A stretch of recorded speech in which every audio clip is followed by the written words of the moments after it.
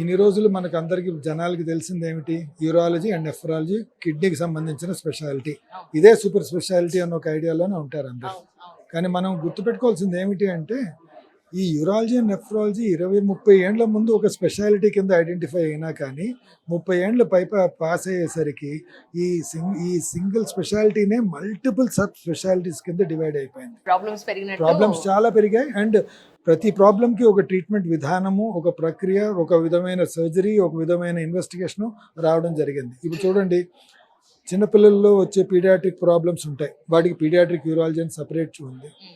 ఫిమేల్స్లో వచ్చే కొన్ని urological problems ఉంటాయి, దానికి ఫిమేల్ యూరాలజీ అని సపరేట్. కొన్ని రీకన్స్ట్రక్షన్స్, పుట్టుకతోనే వచ్చే ప్రాబ్లమ్స్ కానీ దాని తర్వాత పుట్టిన తర్వాత వచ్చిన ప్రాబ్లమ్స్ కొన్ని ఉంటాయి, వాటికి రీకన్స్ట్రక్షన్ ప్రొసీజర్స్ అవసరం పడతాయి. సో ఈ విధంగా ఫిమేల్ యూరాలజీ ఒక బ్రాంచ్ అయిపోయింది, సబ్ స్పెషాలిటీ అయిపోయింది. పీడియాట్రిక్ యూరాలజీ ఒక సబ్ స్పెషాలిటీ, రీకన్స్ట్రక్టివ్ యూరాలజీ ఒక సబ్ స్పెషాలిటీ అయిపోయింది. తర్వాత ఎండో యూరాలజీ, కంప్లీట్గా స్టోన్ మేనేజ్మెంట్ అనేది ఒక సబ్ స్పెషాలిటీ అయిపోయింది. యూరో ఆంకాలజీ ఒక సబ్ స్పెషాలిటీ అయిపోయింది. క్యాన్సర్కి సంబంధించిన కిడ్నీకి ప్రాస్టేట్కి సంబంధించిన క్యాన్సర్స్లో అదొక సపరేట్ సబ్ స్పెషాలిటీ అయిపోయింది.